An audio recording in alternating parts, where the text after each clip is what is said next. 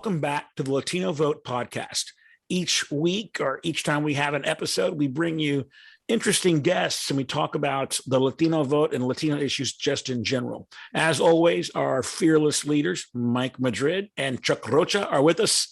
And today we've got a very special guest, Suzanne Gamboa, who's a personal friend of mine, but also a very well-respected journalist with NBC News. So we're excited that you're here, Suzanne, and thank you for taking time.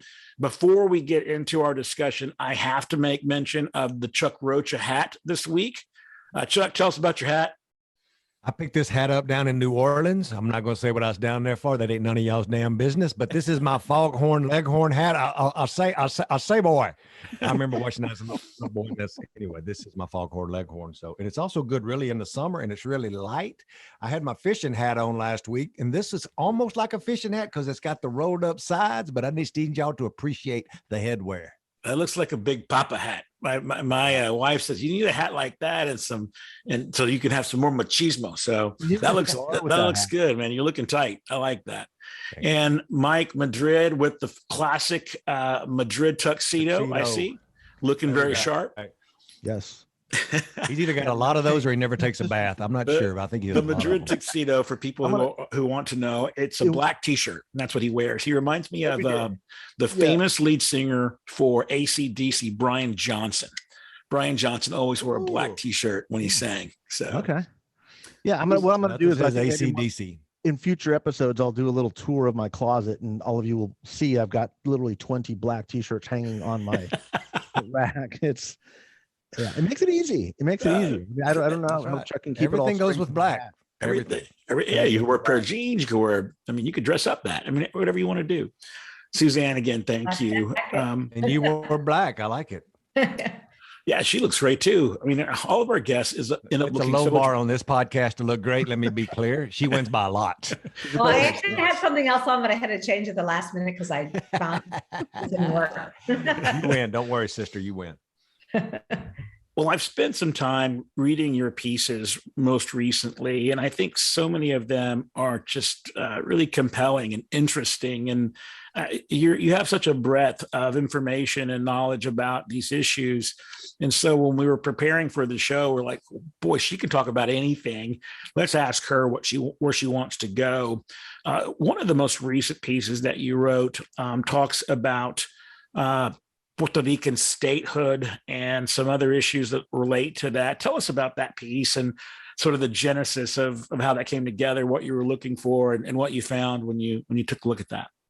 Absolutely. Thank you first so much for the nice things you've said about my coverage. I think longevity has its, benefits. So I think when you've been around a long time, you cover a lot of stuff. I've also, because I started work with AP, was, a general assignments person, and in Washington covered Texas congressional delegation. So you had to know a lot of stuff. And that was really kind of a nexus for my career in terms of taking all my reporting in Texas and putting it to use and covering the congressional delegation from oil to the bankruptcy law to whatever. And I think that's important because being a Texas congressional reporter, I did a lot of I just came up, it was natural for me to cover Latino politics, which is what you all put a lot of focus on. And it really wasn't a beat. There wasn't a lot of coverage up there at the time. And so that's sort of, how I entrenched myself even more. But the Puerto Rico story is part of that story because I covered LULAC a lot. I went to a lot of the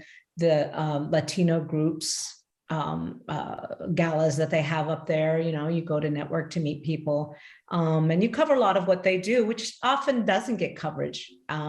Sometimes it's considered too small. The groups are too small. They're not that important. For some reason, they're not seen in the same way as the NAACP, or for a lot of reasons, I should say, not for some reasons, but different views. So, my coverage of LULAC over the years, it pays off. I know a bit. I have a few sources and heard a little bit about, what was going on in terms of the next election. I think I was getting information from sources, but a story went into the Hill before I could, because I do so many stories every day and jump from one thing to the next. the sources, had told me about this, and by the time I was able to get it, there'd already been a story published in The Hill saying, The Hill, which is a Washington news media newspaper, that LULAC was going to take a stand for statehood. And I'd been around long enough to know that was kind of new, because even though there's a lot of statehood support among Puerto Rican members, LULAC had kind of had sort of I would say a neutral or self-determination position. It didn't favor statehood over territory, over Commonwealth, over independent. It said, it's up to Puerto Rico to decide. We're not going to tell them what to do. We're not going to tell our members. But the membership has largely has for a long time been very statehood. So, you talk to sources, and sources tell you stuff, and some of it gets in the paper, in the story, and some of it doesn't, but you kind of get a picture of what's happening. And what's happening is there's an election coming up, and the current president has, I think, one more term or one more year term. Is it Domingo? Yes, Domingo Garcia. And there's a challenger from Puerto Rico, and he's the son of a board member, and she is a statehood activist. And what's going on is Puerto Rico is creating numerous what are called councils, what are their local chapters. And by creating those local chapters, you create members who can vote for the president. But the advantage of doing this in this year is that the convention is in Puerto Rico, and the Constitution, which is a bit archaic, of LULAC, says if you vote on the president, you have to be there. You have to be at the convention. So, I mean, in the one hand, it sounded like, LULAC came out for statehood, but what's going on is this big push from Puerto Rico to push LULAC to come out for statehood. And what I think is to put a important organization, the oldest civil rights organization for Latinos, behind the statehood, lobbying the statehood effort, because gives them a little clout, maybe helps them move around Congress. And Congress right now is debating a bill. It has two bills, one that would create a process for getting towards whatever the status Puerto Rico decides the status will be, and another that would start the process for statehood. So it's really been kind of intriguing. There's a whole lot more to it. It's in the story, and which you can find on NBCLatino.com, or you can just Google my name in Puerto Rico and LULAC and find it. But it's just kind of fascinating, some of the effort that's going on between them. And this has happened before. Puerto Rico before has really stood up a lot of councils before. I was told it's done it as many as 300 once in another election. But it appears because the convention is in Puerto Rico, and because we have COVID, and prices for airfares may be too high, and people are watching their pennies because of inflation, a lot of people from the mainland may not go to the convention to offset the many members in Puerto Rico, which is really interesting to me. So this is an uninformed question, but why would LULAC who would be against this idea of statehood, and why? I'm not sure that it's so much against the idea of statehood as much as it is, LULAC is a Texas-centric organization. It was founded by Texans. It has had a large, that was something important I left out, a large Texas control. It has always been a Mexican-American-led organization, and it's about to be Puerto Rican-led if they win the election. So I'm not sure that it's against statehood as much as it is there's not as much support for this kind of shift, because this is seen as a Mexican-American organization. Not that it's always been Latino, but it's been, Mexican-American led. There's another strong, fairly new organization, the Hispanic, Hispanic Federation, and has a lot of Puerto Rican leadership, and it's taken it supports self-determination. It has not taken a position on the bills and statehood. So it's more of what was explained to me was we don't want this issue to overpower all of the other things that we have to do. And there's a concern that the push for statehood, led by folks who want statehood, may overshadow the stand on it, the work it does on immigration reform, on redistricting, on voting rights, on whatever else you can name that LULAC is involved in, turning out the vote. On our prior episode of the Latino Vote podcast, we talked to Aaron Zittner at the Wall Street Journal about the emerging importance of the Puerto Rican community, not only in areas in other regions of the state, but also places like Pennsylvania and elsewhere. Mike, I want to bring you in on this one. I'd love to hear your thoughts on the growing importance of the Puerto Rican community to change the complexion of certain votes in certain regions, and what your thoughts are on that. Well, first, I love this story because it we're at this great part where these nuances matter, right? A lot. Like listening to Suzanne tell this story, it's about emerging power structures within the Latino community, where LULAC has been a Texas-dominated group, has focused on the border issues. You got to ask yourself, how much were Puerto Ricans really engaged in that discussion, right? Because they're not immigrants, right? These are Americans. And they were probably like brothers in arms and saying, yeah, sure, we'll support those efforts, but it's not with a lot of passion, right? Because it's far removed. Now the tables are turning a little bit. The Puerto Ricans are saying, wait a second, we need a little bit of help here.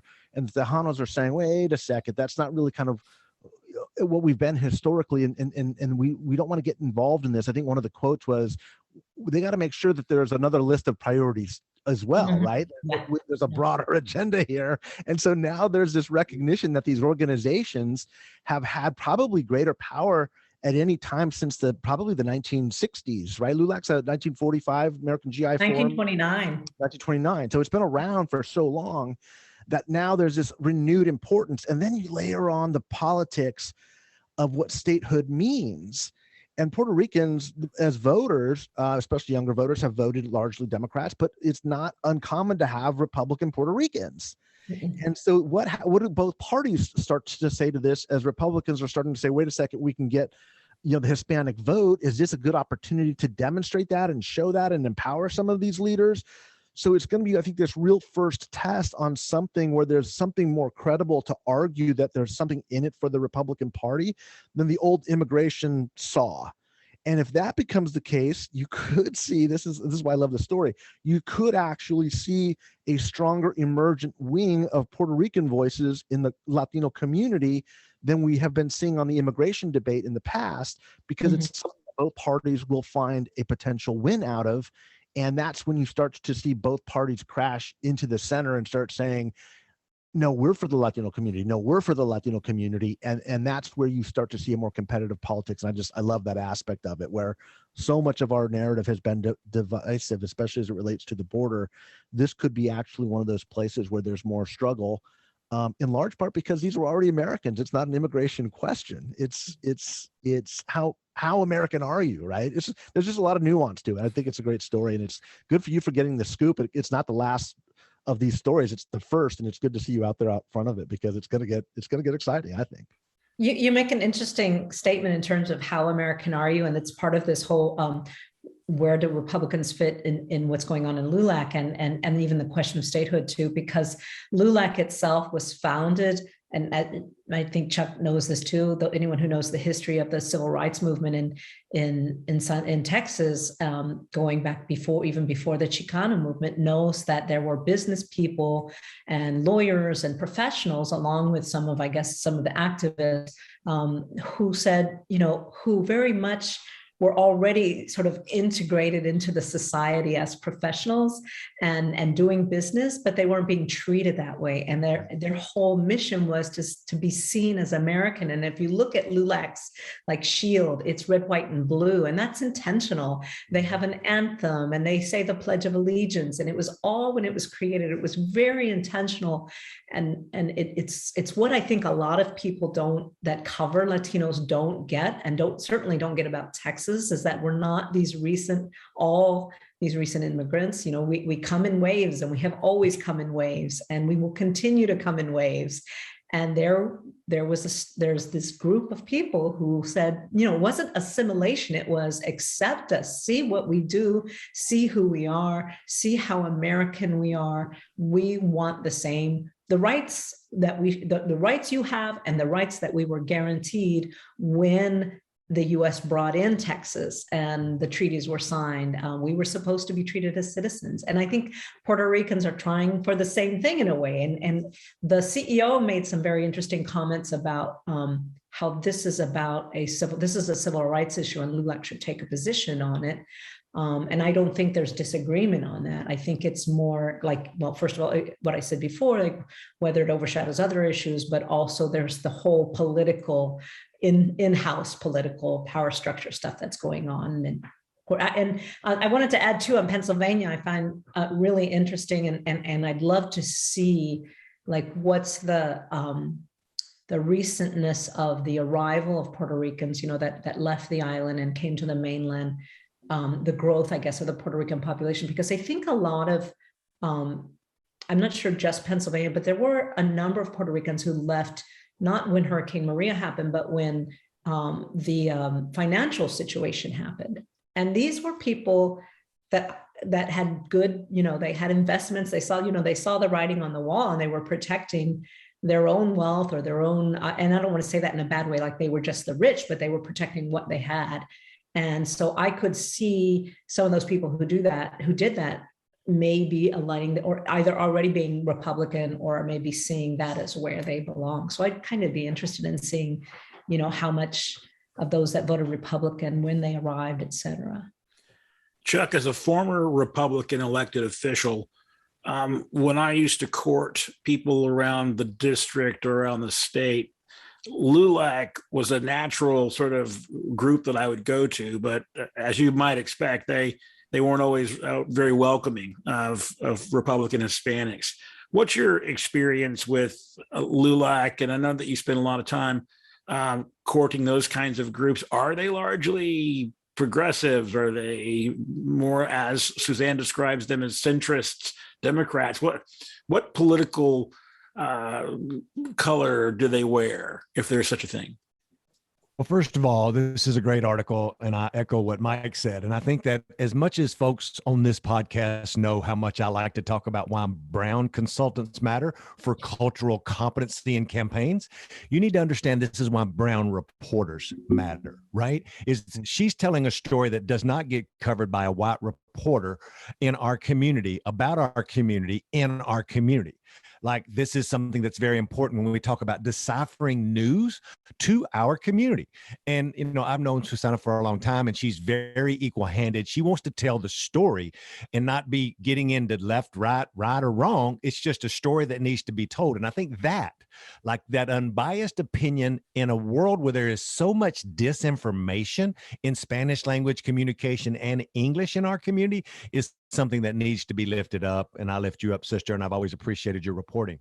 Now, when it comes to LULAC in Texas, there's about as much history as what Susanna just said, is that it goes back a long way. And there's a lot of corrupt shit that's happened in LULAC over the years. And I've been a part of some of it. I've worked for them from time to time. I have seen some of the battles. And Mike Madrid, you would not believe this organization. And the reason that they have the convention set up this way is it is the most pure democratic operation that you've ever seen, which also opens it up to a massive amount of chaos. So I have been in New York where we have shut down the convention in the middle of voting because it was going the wrong way and somebody called for the chair and we shut her down, and then we come back the next day. Then they just postponed the election altogether because they didn't like how it was going. Like, it's crazy town sometimes what happens. Now, to your point, Jason, and I know Cindy over there, I think she is one of the few Latinas who is leading organization. This is the CEO of LULAC, Cindy Benavides, who is an amazing civil rights leader in our community, who her and Domingo have done amazing things. All of the jokes I make about all the things that's happened in LULAC, that's a long history and not reflective of their current leadership or Cindy, who I love. But I think that if you think about what's happening and the role that Puerto Rico is starting to play here is because you have such a pure democratic organization, and you go to Puerto Rico, it opens you up to democracy and what happens there, right? But back in the day, Jason, to finally answer, that was my Mike Madrid wind up. I love when I do that. To answer your question, it's like a local union. It's like some of them are good. Some of them ain't that good. Some of them rely on the international more than the others, and some of them are self-organized. The chapter in San Antonio was always a badass. Like that's where it was the Cesar Chavez. A parade was organized by them. They were deep-seated in the community. You didn't get elected. I remember going down there. My God, I'm going to age myself. I remember going down there for a special election in 1996 when Congressman Frank Tejeda passed away. And I ran a special election for Cito Rodriguez in a 15-person primary on the south side of San Antonio, anchored Susana right there on Military Drive. You remember it was just a barrio. And everybody wanted the LULAC endorsement. Everybody wanted to make sure all the LULAC activists, that's how you determine who was going to win, Jason, back in the day. In this particular chapter in San Antonio, that was where all of the leadership of the statewide had really grown out of. So it was just this big fiefdom of people that are rooted in Cesar Chavez and farm workers and gente and all of that, right? And then there would be other groups like NCLR and other peeps that would sprout from a lot of that. But I tell you that to say that everything changes now. It changed with the new social media, with young folks. There's lots of great organizations. There's all these new Texas youth groups out there doing all this organizing. And LULAC's kind of looked at as the old folks and looked at as the old guard, right? And I don't mean this, again, with no disrespect, but it represents old Mexicans. And so these Puerto Ricans are taking advantage of a pure democracy and a democratic election by going, hey, if we have a chance to fight for this and to push a narrative around statehood, they're taking advantage of that. And look at that. Yeah, there is some disagreement on how the voting is done for elections. I believe Domingo has tried during his term to get the board to change the requirement that you have to be at the conference. They haven't had a conference in the last couple of years because of COVID. So, you know, any kind of. I was the incumbent. It was in Puerto Rico, and I was from Texas. I'd want to change it too. Exactly right. If it's hurting you, but I think that actually preceded, this issue that's going on now, and I think because even before this, you not only had to be there when you voted, you had to stand up and say, "Okay, I vote for Domingo." And everybody knew how you voted. So they changed that to a secret ballot. At least that was something that I think happened under Domingo after he got in. And you were talking about young people and the old people. And yeah, I don't want to overstate its place in Latino politics. I mean, I think there are a lot of people that probably even are not in this group and are, in our community. These are people that are hoping to do things for the community. At the local level, they tend to do a lot in terms of scholarships. And sometimes that's the limit, and raise money for local kids to go to school. But they when before Domingo took over, Roger Rocha was the president, and he was basically drummed out, asked to step down because he had too cooperative of a relationship with Donald Trump. And the horrible thing about that, and Chuck probably knows this, or horrible for the group, because I don't want to be opinionated on this, but was that it chased away all the young people. So the young people that were involved in the group, and there was a lot of effort going on to really bring in young people, a lot of them just left. And that's for a group, for an organization. And Jason, before you ask your next question, just to clean something up, is that to your point about Domingo, is that he has really spent a lot of his own money. Anybody who knows Domingo, Jason, he's very a successful trial attorney in Dallas-Fort Worth. He's been around since I was a youth organizer there for Martin Frost way back in the day. Domingo has revamped LULAC, a lot of that out of his own pocket, to make sure that they could be where they're at in positions of power now, to be able to be highly sought after. So I do give Domingo credit. He almost single-handedly, and Cindy revamped LULAC to bring it back from, in my humble opinion, not on anybody else's, the Rocha thing that had happened that I was trying to distance myself from, since my name is Rocha. Oh, that's right. No, not the same person. I've known Domingo for a long time. He's a wonderful chorizo and wet eggs breakfast here in Dallas regularly that I'll attend every so often. Then I did get to meet Cindy up in DC last year, and she is an amazing firebrand and somebody who's really special. So you wrote another piece last year that I really liked, and it talked about the census and where Latinos were moving throughout the country, where their natural movements were, and how certain regions were being, genuinely impacted, just like you mentioned with Pennsylvania. Tell us about that piece. Tell us about what you found most compelling and what was interesting about how you came together with that piece. Yeah, sure. I'm really proud of that piece, and I'm proud of NBC and its investment in that piece. The stories themselves were, basically profiles of people, which for journalists is not a difficult thing to do, but it did take some, regular shoe leather reporting to find some of the people involved. And that, every year we do, because we are NBC Latino, which is a section of our website, nbcnews.com. We serve the Latino community. We write about Latinos, and our hope is to take it beyond just reporting, as you all mentioned, just immigration, which for so long has been the only issue associated with us. Some of the discussion politically about, Republicans or Democrats just made it about immigration or whatever. It's not just the Democrats' fault. It has a lot to do with media and how we were reported on. But anyway, we really wanted to. We knew about the growth, and I think you all probably did too, right? Because you watched the numbers, and we knew what was coming. We knew that this 2020 census, however, once you got past all the stuff that Trump tried to do to reduce the numbers, we knew it was going to show that Hispanics made the country grow. And we knew it was going to show that some states wouldn't have grown had it not been for their Hispanic population, because they lost white population.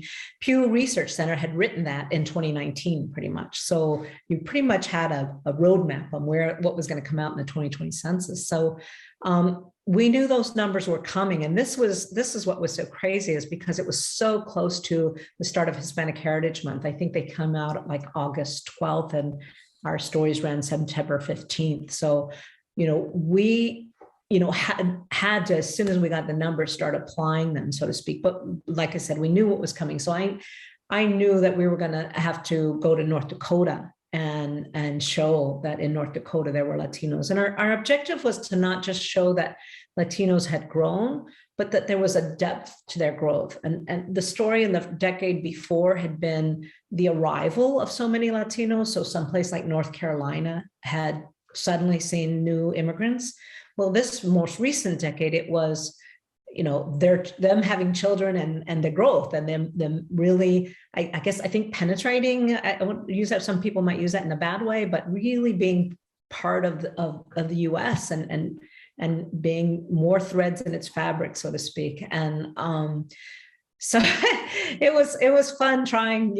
For this young woman. Before I even found her, I was trying unions to get me in touch with some of the people out in the oil fields, and I was trying a temporary job place for some of the people that were in the oil workers, some of the companies. I really wanted to find some of the foremen that were, or forewomen if they were, of the pipelines, because they would have been Latinos who'd been around for a long time in North Dakota, not just recent arrivals, not just immigrants. I ended up going to some colleges and literally going down the list, their faculty list, to find Latino college professors or that dealt with Latino issues, and calling them up and saying, do you know any students? And I found someone, and I think I might have found her online. She was a Latin American studies person, and she knew of this young person. And so we got to this young woman who was, I think this was the one in Montana, who was just fantastic. In Big Sky. She was a more recent arrival, but she'd been there since she was 6. And she just had this wonderful story where she didn't know English. She learned it by going to the bank with her parents. She has become this stellar student who started her own newspaper, bilingual newspaper online for the community during COVID, because she saw they weren't getting any coverage locally. And what was really great by NBC was that it basically, Cesar Conde, knowing our community, just said, okay, this is what NBC Latino is doing. let's all try to do stuff off of that. Let's do our own kind of thing for today, show what they came up with. But everybody was kind of, bouncing from that, leaping from that. And they really, they involved all the data team, they involved, photos got really, it was just really a whole network-wide thing, and then MSNBC did its thing, and it was really given an emphasis, and the point was to try to make it more than how we'd cover Hispanic Heritage Month in the past. And if you think back, there was a time a long time ago when MSNBC folks got in trouble. I don't know if you remember this, where they were like shaking maracas on there or something, I don't know if you remember that. And then, oh, that's terrible. And there was a real bad thing. I'm not picking them in these folks or anything at MSNBC, but that's where it happened. And so that's a long ways. And I don't know how long ago that was, but certainly in terms of coverage, it's a long ways. And I do in that way kind of second what Chuck said about, and I don't think it's just me. I'm so excited to see how many young Latinos and even now they're even beyond that are in the field and in Washington covering politics and covering Congress and stuff, because they didn't really exist when I got there in 2000. And it's, you need that kind of stuff to kind of at least spur other media organizations to rise to that level, this is why, like, the stuff that you all always talk about in terms of the, what's been a big issue of covering Latinos on the switch from Latinos from Hispanic to Republican or whatever, whether we're shifting or not, it's a depth, it needs that depth of coverage. It needs a real understanding of the community, that the community is not brand new, that it's, I remember in 2000 when I was at the Associated Press and a story was written about the Latino community and about Latino population and how, I think that was the first year the census really that was the year that we became the largest minority group, basically, larger than the Black population. And it was just, I remember it was sort of like a frenzy. And being from Texas, I was like, really? Like, this is a surprise? I was kind of, it was kind of eye-opening for me. And then the story that was written, it had like a paragraph and it said, they're from Cuba and they could be Puerto Rican. And it described all these different immigrants and not one of them, there was not one little sentence that said, and some Latinos, some Mexican Americans who've been here since before the country was founded, and it's like, or parts of the country, or no, and it's like, and I had to go to them. I was like, some of us have been around for a long time, so hopefully we're past that. Hopefully we've moved on from that. So. Chuck, in a former episode of our podcast, you talked about so many communities around the country that have been impacted by groups of Latinos moving to them. And we all know about some of the big ones, California and Florida and elsewhere. Tell us about some of the smaller places around the country where you've seen Hispanics or Latinos come in to the region, to the community, and really have an impact and a meaningful and material impact that wouldn't be on our radar screen. Rural North Carolina, like it's one of the places where there's an explosion happening in rural North Carolina. We work for a group down there called Poder NC. Our sister Irma is just kicking ass down there. She's got a group of immigrants, the children of immigrants who have come of age, and they are just doing civil action, civil disobedience, organizing, like all the Rocha organizing stuff, like trying to elect good people, holding people accountable, having protests, putting out mailers. And they're just like, it's this whole emerging population of Latinos who folks don't normally think of Raleigh, North Carolina, or rural North Carolina as a hub for, mainly Mexicans. And these are mainly Mexican. Another place that people don't ever talk about, earlier in the episode, of course, we talked about the Puerto Ricans that moved to Eastern Pennsylvania. We talked to the Mexicans in Milwaukee. But let me put this on the table for you, blow your mind, is New Orleans.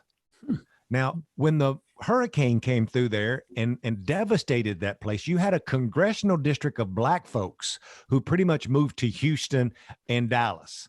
That means 700,000 of them just didn't have a home to go back to. It was flooded. They didn't have insurance. They went and lived with family in another city. 500,000 of them went to Houston, okay, just across the way there. Well, what you saw was this group of Latinos, immigrants who came in there to fix these houses and remodel these houses. There was a boom of construction afterwards. And guess where you find Mexicans and immigrants going? Where the work is. And there was a lot of work there. And now it's been so long ago where their kids that they took are coming of age. They went to school there. And now there's this big population down there in different parishes of around New Orleans that are really shaking things up. I'm working for Gary Chambers. We've talked about this. The Black guy who's running for the Senate, smoked the blunt, burnt the flag. That's a Chuck Rocha 101 campaign. But we've talked a lot about, and he's educated me a lot about how they've changed. There's a market there. There's stores there. It's all in Spanish. And so like, just keep your eye on those emerging places that you normally don't see in the news covered. Mike, California is unique. We've talked about that a couple of times on this podcast. Are people from across the country moving into California, people of color and Hispanics particularly, and is that changing at all the politics in any particular region in California? How is that? I mean, because we know that most of the Hispanics in California are going to be coming in recently, right? Maybe we don't. Maybe we don't. No. Tell me about California. The growth in California is U.S. born, increasingly so with this last census than it's been over the past two censuses. Censi? Is it census or sensei? Sensei. Yeah, whatever the plural of census is. And that's a relatively new dynamic. Now, California had growth, but it was such slow growth that it actually lost a congressional seat for the first time in our 150-year history. And what is happening is Latino seats and Latino working class folks are being priced out increasingly, and there's a lot of exodus of Hispanic blue collar workers where in the past 20 years you could make it in California. Now you're either moving to the Central Valley, which is seeing U.S. born Hispanic growth, the Inland Empire as we call it, which is, for those not in California, this is the Riverside, San Bernardino, North San Diego sort of area. It's kind of the southern, the southeastern part of the state. There's a huge explosive Latino growth occurring there, but it's more of a shift because as the coastal counties get, astronomically more expensive, it's our community that's being priced out. Mm-hmm. So, we are seeing while we are seeing growth in the U.S. born Hispanic population in California, we are also starting to see second and third generation working class Latinos moving out of the state. And they are moving to the Arizonas, to the Nevada, Las Vegas area, to Texas, to Colorado. And a lot of them candidly are Democratic. They're blue voters that are helping shift those states more Democratic. Well, this has been a great conversation. Suzanne, thank you so much for your time today. Thank you for joining us on our show, the Latino Vote Podcast. We get to go and talk about votes a lot and Latino votes a lot, but we don't often get to talk about the internal politics of groups like LULAC and the changes in the census and movements around the country. So you've brought a breath of fresh air to our group, and we're thankful for that. So listeners, thank you for joining us this time on Latino Vote Podcast, and please stay tuned for the next episode. That's all we've got for this week. Mike and Chuck and Suzanne, thank you so much. Have a great week.